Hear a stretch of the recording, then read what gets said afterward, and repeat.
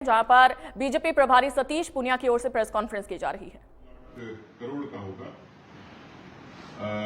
Bharat international solar alliance का leader है आज, जो सर्वाधिक संभावनाएं सोलर में, क्योंकि देश में ऊर्जा का विकल्प क्या हो उस पर काफी चर्चा हुई थी। तो मुझे लगता है कि पीएम सूर्य घर योजना आने वाले समय में ये आइकॉनिक होगी पूरे विश्व के लिए। इसमें 1 करोड़ घरों को, जिसमें लगभग 300 यूनिट बिजली हर घर को फ्री होगी। 1 करोड़ घरों को पीएम सूर्य घर बिजली योजना के जरिए इसमें लाभान्वित होगा। उच्च शिक्षा के लिए जो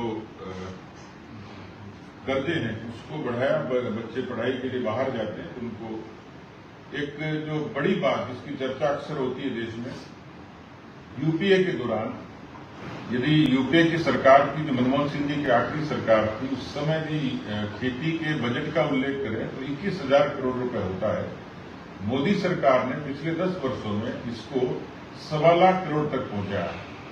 यदि इसको ठीक तरीके से विश्लेषण करेंगे तो एक बड़ा क्रांतिकारी बदलाव होता है। खेती में जो नवाचार हुए, खेती में जो अनुसंधान हुआ, खेती में जो प्रोत्साहन मिला, एक बड़ा कारण था। लेकिन इस बार उसमें और ज्यादा इजाफा हुआ। 1,92,000 करोड़ रुपए का प्रावधान भारत की सरकार ने खेती के लिए किया, खेती की अवसंरचना के लिए किया है। अपने आप में बड़ा काम है। रोजगार और कौशल विकास के लिए 5 योजनाएं, जिसका व्यय होगा 2 लाख करोड़ रुपए। युवाओं को इंटर्नशिप का मैंने कहा। एक जो बुनियादी ढांचे की बात मैंने कही थी,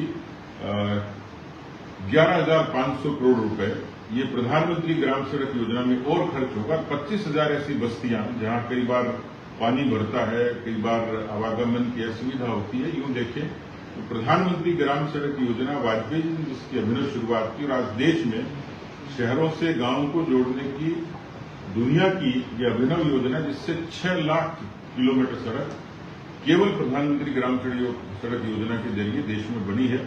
उसमें 25,000 ऐसी बस्तियों को चिन्हित किया है, जिसमें 11,500 करोड़ रुपए के निवेश से उन बस्तियों की दशा सुधरेगी, उनका जो रोड इंफ्रास्ट्रक्चर और ज्यादा उन्नत होगा।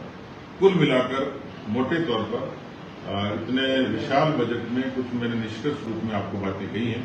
मुझे लगता है कि जो अपेक्षा थी आवाम की, जो प्रतिबद्धता थी सरकार की, मोदी सरकार की, और जो लोगों ने आकलन किया था कि आशंका थी बजट कैसा होगा, किस तरीके का, लेकिन इसमें चारों ही पक्ष, जिसमें महिला हैं, किसान हैं, नौजवान हैं, तो आम आदमी है, सामान्य तौर पर उसको सीधा सीधा इस बजट से एक संभावना और उम्मीद दिखती है। धन्यवाद।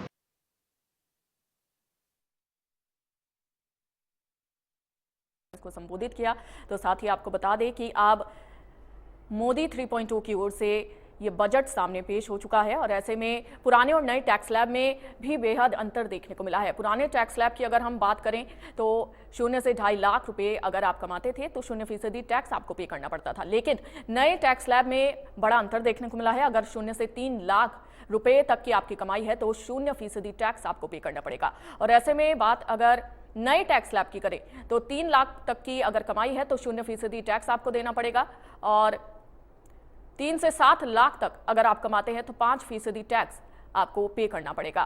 तो ये बड़ी राहत टैक्स पेयर्स के लिए, और खासतौर पर इस बजट में किसानों के लिए भी बड़ी राहत भरी घोषणाएं की गई हैं।